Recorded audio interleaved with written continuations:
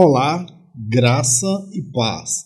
Seja muito bem-vindo a este canal Auxílio Alpestre.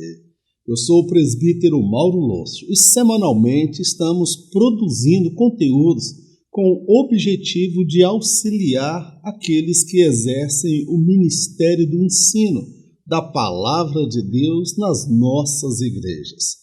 Mais um trimestre se inicia, o último trimestre de 2022, quarto trimestre mais precisamente. Nesse trimestre, nós estaremos estudando, meu amado, o livro do profeta Ezequiel. Estaremos ali preparando o coração do povo para a volta do Senhor, para a vinda do Senhor. Que o Espírito de Deus nos dê graça, sabedoria e conhecimento para comunicar estas verdades aos nossos corações e aos corações daqueles que nos ouvem.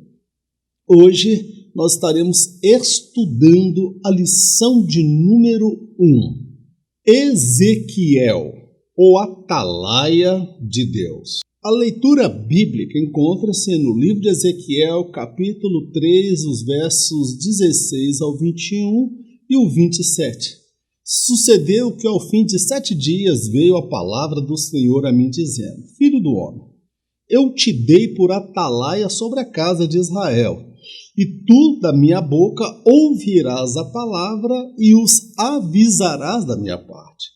Quando eu disser ao ímpio, certamente morrerás, não avisando tu, não falando para avisar o ímpio acerca do seu caminho ímpio, para salvar a sua vida, aquele ímpio morrerá na sua maldade, mas o seu sangue da tua mão o requererei. Mas se avisares o ímpio, e ele não se converter da sua maldade, do seu mal, do seu caminho ímpio, ele morrerá na sua maldade, mas tu livraste a tua alma. Semelhantemente, quando o justo se desviar da sua justiça e fizer maldade, e eu puser diante dele um tropeço, ele morrerá, porque não o avisando tu no seu pecado morrerá, e suas justiças que praticara não virão em memória, mas o seu sangue da tua mão o requererei. Mas avisando o justo, para que o justo não peque, e ele não pecar, certamente viverá, porque foi avisado, e tu livraste a tua alma. Mas quando eu falar contigo, abrirei a tua boca, e lhes dirás: assim diz o Senhor. Quem ouvir, ouça, e quem deixar de ouvir, deixe, porque casa rebelde são eles. Na presente lição, meu amado, nós vamos estudar acerca do profeta Ezequiel. Ezequiel, meu amado, ele fez parte da primeira leva de cativos de Judá que foram para a Babilônia. Nós sabemos que ele era de família sacerdotal e que ele morava em Jerusalém. Ele era um sacerdote. A chamada profética de Ezequiel se deu quando ele estava na Babilônia, vivendo os momentos mais conturbados da sua vida. Exilado, vivendo um momento de incerteza, não tinha mais o templo, não tinha aquela adoração como era realizada no templo. Ele estava vivendo um verdadeiro paradoxo, ou seja, um momento de angústia conturbado, mas um momento em que Deus o estava chamando, o vocacionando para ser um profeta, um verdadeiro atalaia nas mãos de Deus, que falaria e entregaria ao povo tudo aquilo que Deus havia lhe ordenado, independente se dessem crédito ou não, ou se acreditassem ou não na mensagem do profeta. É sobre o profeta Ezequiel que nós estaremos estudando na lição de hoje. Sobre o livro de Ezequiel. Aqui nós vamos falar um pouco, dar uma pincelada sobre algumas características do livro de Ezequiel.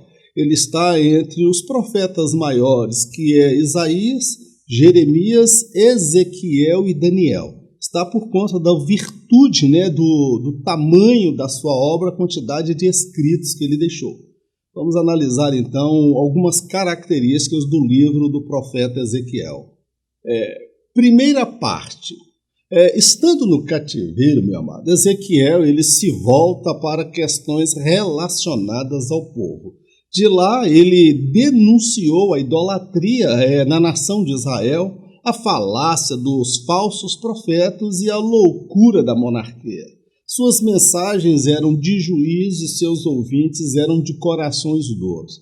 Mesmo o profeta estando no cativeiro, meu amado, isso não impediu dele continuar sendo instrumento de Deus, canal nas mãos de Deus. Nós vemos Paulo, por exemplo, ele estava lá no cárcere, mas estava pregando salvação e libertação para o carcereiro.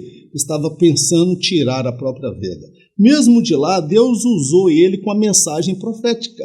Muito embora Judá tenha experimentado aquela derrota, da vitória de Nabucodonosor, ele se render e o seu rei e a nobreza toda ir para a Babilônia, Israel, Judá, ele não mudou a sua índole, não mudou a sua postura. E fala também acerca da loucura, da insensatez dos reis daquela época. As mensagens de Ezequiel eram mensagens de juízos. E os ouvintes da mensagem, irmãos, era a pior plateia, eram os piores ouvintes. Era um povo de coração duro, obstinado. Segunda parte.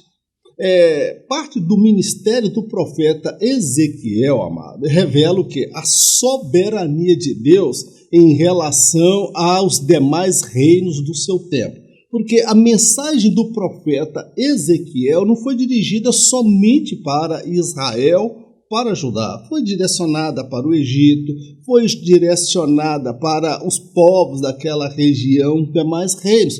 Então, as predições, as palavras, as profecias de Ezequiel são verdadeiras pérolas, riquezas teológicas. Por quê? Porque elas revelam que o Senhor sempre está no controle de toda a história e como ele estabelece limites nas nações e em toda a maldade humana. Deus colocou um freio na idolatria de Israel, conduzindo Israel para o cativeiro e posteriormente o reino do sul. Nós vemos, ele foi para o cativeiro e nós vemos ali Deus trabalhando não somente em Israel, Deus trabalhando usando a Babilônia, Deus usando o Egito, Deus trazendo a vara sobre os moabitas. Então nós vemos o quê? Deus no controle absoluto da história. Então essa segunda parte dos escritos de Ezequiel, elas vão mostrar justamente Deus no controle da história. Muitos povos acreditavam que eles tinham os seus deuses nacionais, e o Deus de Israel era apenas mais um dentre os vários deuses. Deus, ele profetizou, Deus usou o profeta para falar acerca do juízo que se abateria sobre aquelas nações em volta de Israel. Vai dar glória a Deus? Com certeza. Terceira parte. A partir desse trecho, o profeta ele vai narrar a queda definitiva de Jerusalém, seu cativeiro. Na primeira parte, ele fala para a nação em relação à idolatria. No segundo momento, ele vai falar acerca das demais nações, revelando a soberania de Deus sobre as demais nações e a maldade daqueles povos. Agora, ele vai falar para a nação caída, porque Jerusalém caiu definitivamente e todo o povo foi levado para o cativeiro.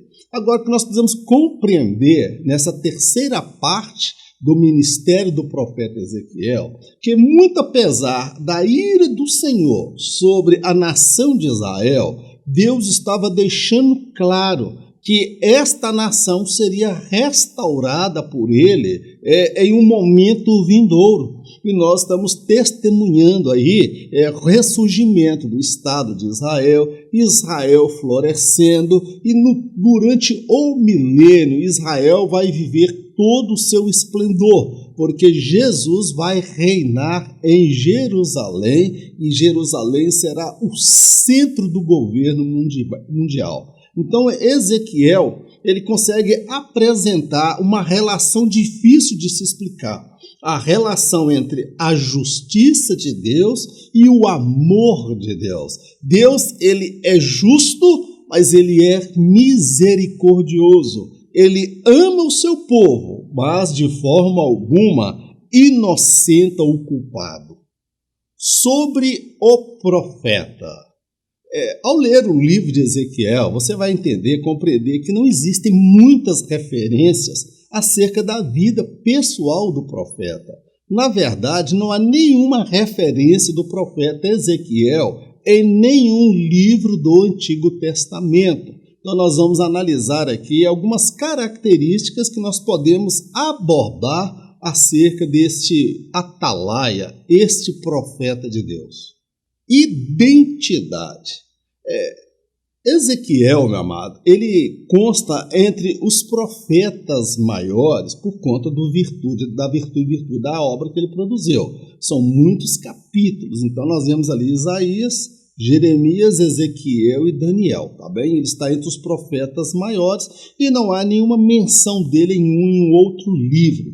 Tudo que se sabe acerca de Ezequiel, meu amado, está escrito na obra que leva o seu nome. Mas uma coisa nós compreendemos, que a pregação desse profeta Ezequiel era uma pregação teocêntrica, ou seja, Deus ele era o centro, a razão da mensagem. Então nós compreendemos que esse profeta não havia um espaço aí para a questão do narcisismo em seu ministério. Ou seja, é aquele que é vaidoso, cheio de si, que faz a obra de Deus não com visão de reino, talvez por vaidade, por elogios ou por conta de algum benefício. O profeta Ezequiel, ele pregou para um povo de coração duro, ele era sacerdote e foi colocado por Deus como atalaia diante de uma nação de coração duro. Os ouvintes não eram nada simpáticos com a pregação e com o ministério de Ezequiel. Procedência. Quais são as origens de Ezequiel? Bem, lendo esse livro, nós vamos compreender que ele morava em Jerusalém e que ele é apresentado como descendente de uma família de sacerdotes. Daí a razão de compreender que ele também era sacerdote. Ele foi contemporâneo, por exemplo, dos profetas Daniel e Jeremias. Ou seja, no momento que ele profetizava, o profeta Daniel, por exemplo, também foi para a Babilônia na mesma leva. Mas você não vê Daniel fazendo menção de Ezequiel e nem Ezequiel fazendo menção de Daniel, ou Jeremias falando acerca um do outro. Ou seja, eram ministérios específicos, revelações distintas. Deus, por exemplo, usou o profeta Daniel lá no palácio do rei Nabucodonosor. E Deus usou o profeta Ezequiel entre os exilados que estavam em Jerusalém, e de lá ele estava escrevendo para a comunidade, meu amado, que estava lá em Judá, para eles se arrependerem, se converterem, porque o juízo seria mais severo ainda sobre a vida deles caso não mudassem. E de fato eles não mudaram e a profecia se cumpriu. Sobre o atalaia. Esse termo, irmãos, ele traz uma ideia de algo que está num ponto alto, num ponto elevado. Estrategicamente falando, naqueles tempos de guerra, a força de uma cidade estava nas suas muralhas. E sobre estas muralhas eram colocados sentinelas, aquelas pessoas que ficavam ali observando a possível chegada de um exército inimigo. E eles tinham a obrigação de tocar trombeta para que a cidade ficasse alarmada e desse tempo das pessoas fugirem. Então o profeta ele vai falar acerca do juízo de Deus. Ele está num ponto elevado porque Deus exige dele santidade, vida no altar, para que Deus possa falar com ele. E ele tem uma visão mais ampla porque o próprio Deus comunica com ele aquilo que há de acontecer. Sobre isso nós vamos falar agora sobre o atalaia. Atalaia. Se nós pegarmos esta palavra, segundo o que nós analisamos aí no material da CPAD, é uma palavra de origem árabe, que ela traz a ideia de lugar alto, lugar elevado, ou seja, é alguém que foi colocado em um ponto elevado e de lá tem uma visão mais ampla. Então Deus, a partir disso aí, ele pega o profeta e fala, olha, eu vou te colocar como atalaia. O atalaia em Israel, ele fala acerca da aproximação dos filisteus, do Egito, da Babilônia, mas você vai trazer a minha mensagem, você vai falar para esse povo que eu vou trazer o juízo sobre eles. Quer ouçam ou deixem de ouvir, é uma responsabilidade pessoal. A sua responsabilidade vai ser pregar. Olha, vão fazer cara feia, eles vão se mostrar duros, arrogantes, altivos. Não se intimide com eles, eu vou fazer você mais determinado que a maldade do coração deles. Então, o Deus levantou o profeta Ezequiel como um atalaia. Ele vai tocar a trombeta, ele vai fazer barulho, ele vai incomodar. Se as pessoas irão aceitar a mensagem, meu amado, é uma decisão pessoal. Porque a missão do atalaia é anunciar o juízo de Deus e como se salvar desse juízo. No caso dos profetas, sempre que havia uma sentença, Deus deixava uma porta aberta para que houvesse o arrependimento, para que as pessoas pudessem ser salvas.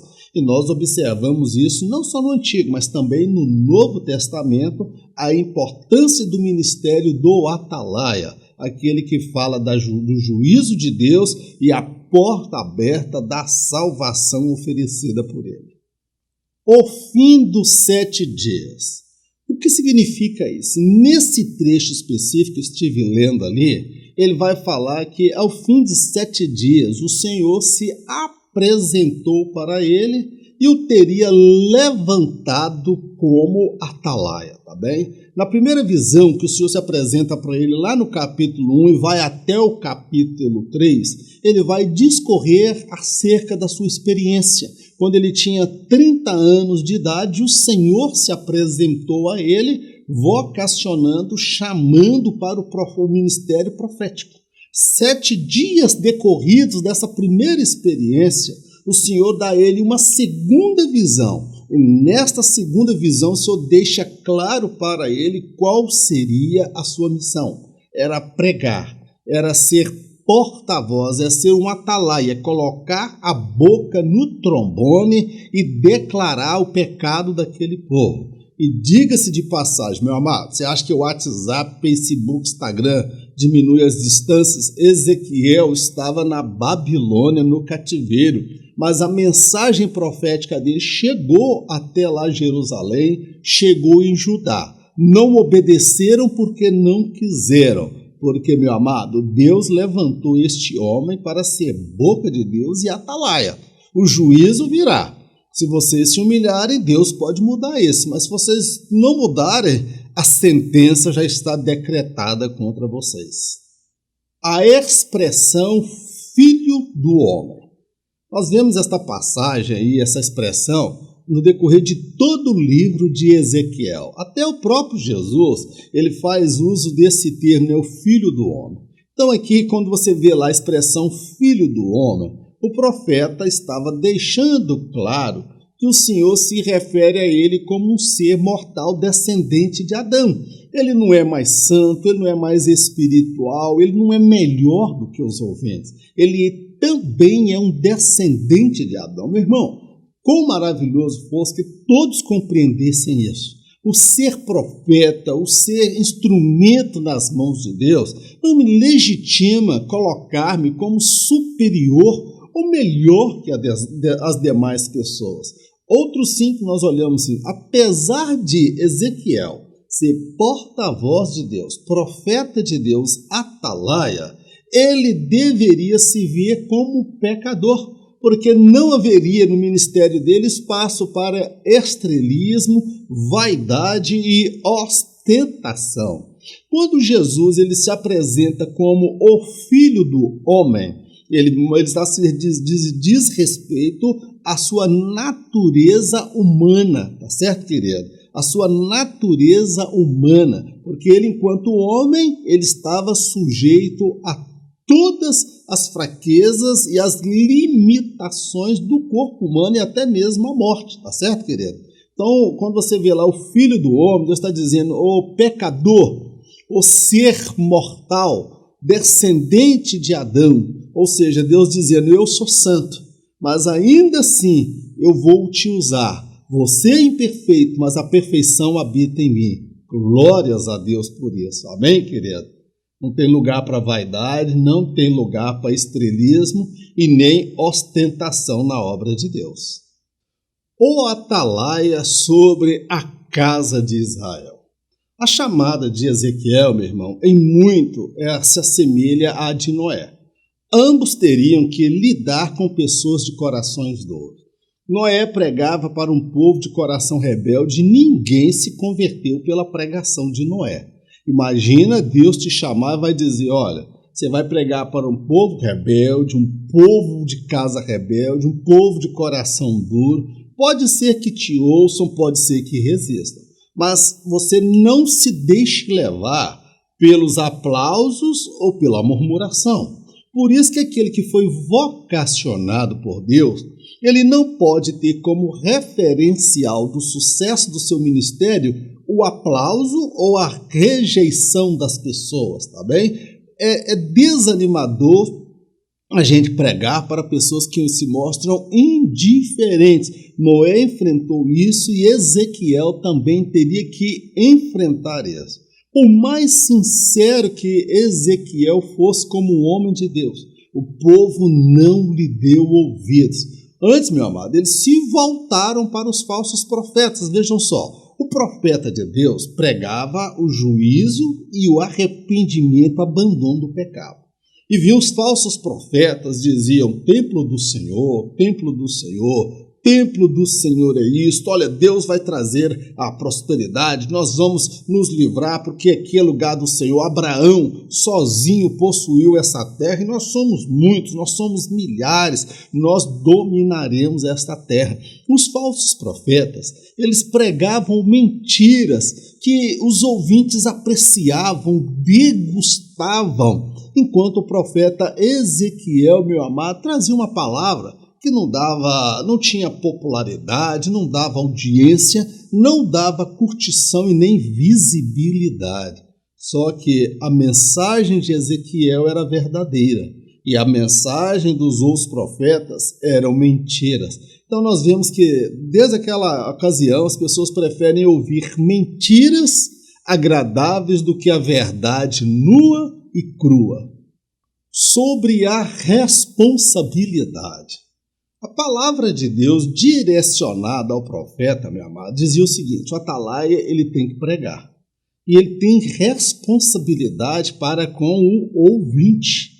Não vou pregar porque eles não vão me ouvir, é um povo de coração duro, semelhante ao que fez o profeta Jonas. Não, eu não vou não, porque aquele povo é de coração duro, aquele povo é maldoso, e o senhor costuma ter um coração de manteiga, o senhor se derrete todo, eu não vou lá pregar não. Meu amado, a mensagem de Deus, ela não isentava o atalaia da responsabilidade, tá certo? A responsabilidade era daquele que pregava e daquele que ouvia, tá certo, querido? E aquele que não ouvisse a mensagem de alerta proferida pelo profeta, pelo atalaia, ele morreria no pecado.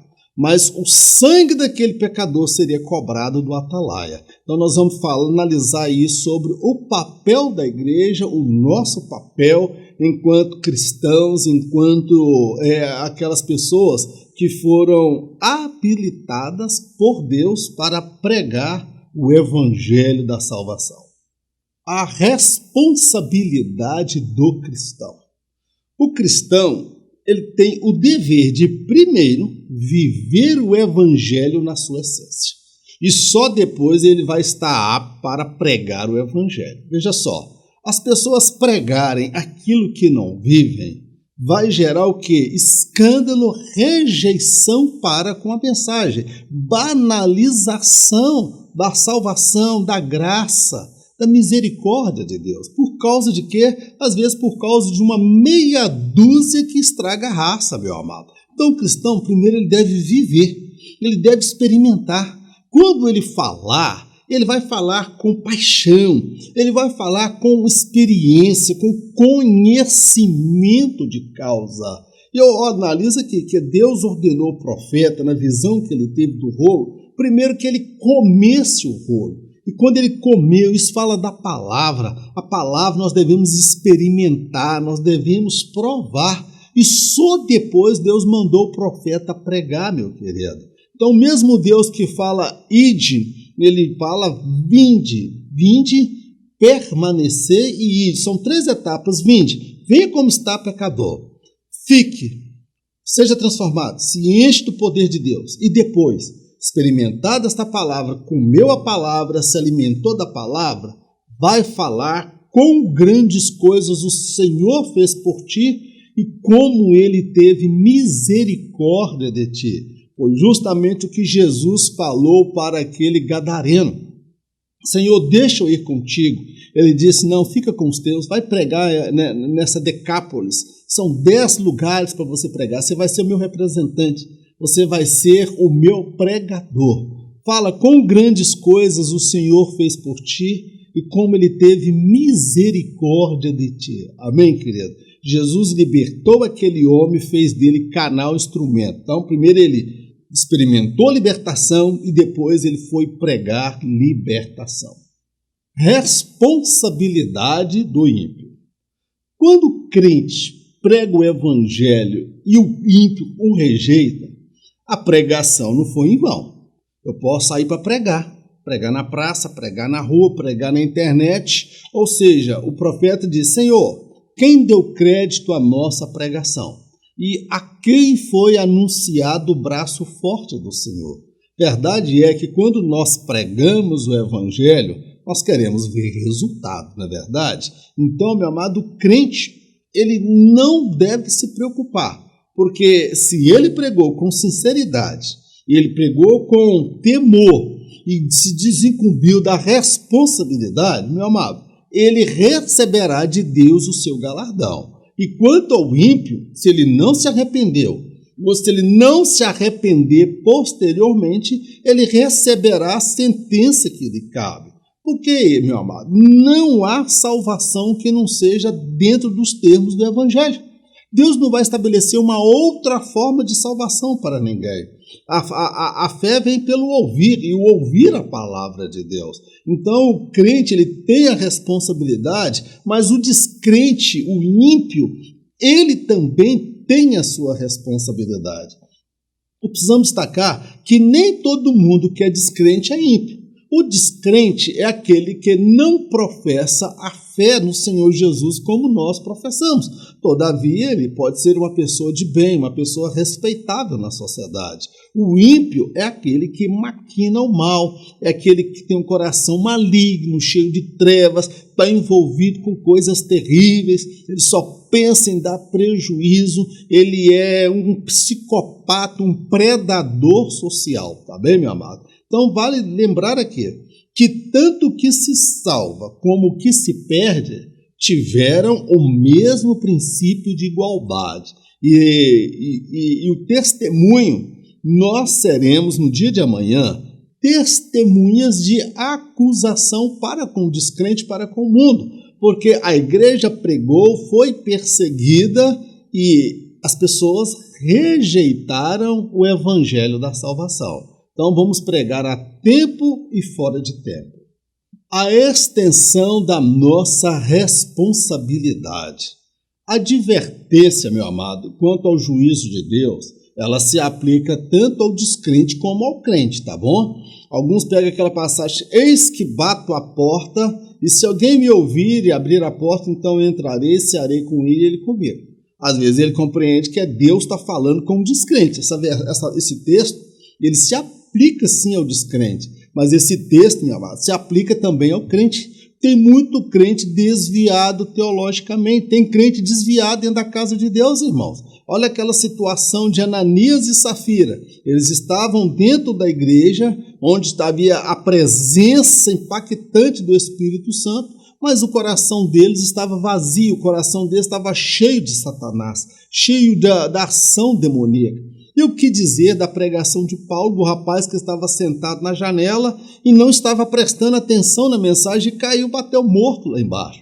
Então, meu amado, existem muitos crentes perdidos, desviados teologicamente, os desigrejados, aqueles que não estão mais congregando, aqueles que em virtude da pandemia estão afastados da casa do Senhor, aqueles que, embora sejam membros da igreja, estão vivendo uma vida de pecado, uma vida de luxúria, de lascívia, uma vida na podridão. Então, nós temos o dever de pregar, nós temos o dever de adverti-lo, porque o justo, se ele fizer o bem e ele abandonar o caminho da verdade, todo o bem que ele praticou não será levado em consideração, não, meu amado. Ele vai padecer se ele não se arrepender.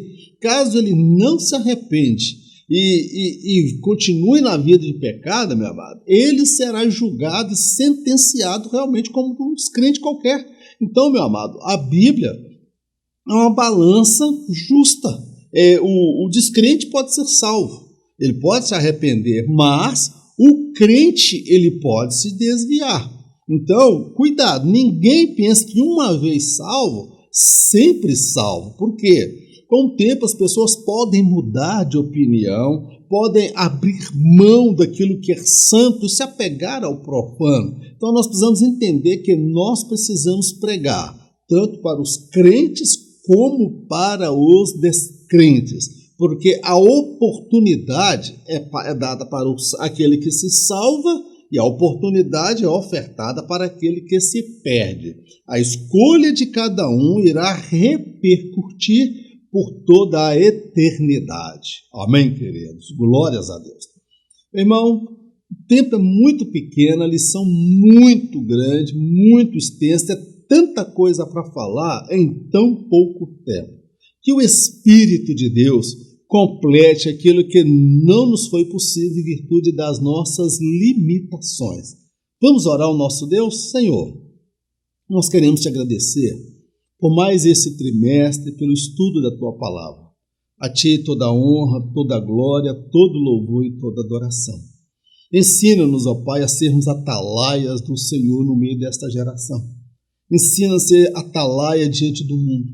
Ensina-nos a ser atalaia na casa do Senhor. Meu Pai, sobre nós pesa a responsabilidade de pregar o Evangelho. Ai de nós se não pregarmos. Ai de nós se não exercermos o ministério que o Senhor nos confiou, o ministério da exortação. Muitas vezes nós não seremos aceitos, nós seremos taxados, rotulados, ó Pai, ridicularizados, zombados, perseguidos, processados. E não teremos, ó Pai, tantas visualizações e curtições. Mas o que importa, Senhor, é que o nosso ministério, a nossa chamada seja teocêntrica, onde nós pregamos por conta do Senhor, nós profetizamos por conta do Senhor, nós falamos, quer ouçam, quer deixem de ouvir, nós falamos daquilo que nós vivemos, daquilo que nós experimentamos. Meu Deus, ajuda-nos, santifica o teu povo, santifica a tua igreja e prepara-nos para o encontro com o Senhor por sobre as nuvens. Nós te agradecemos por tudo no nome do Senhor Jesus. Amém.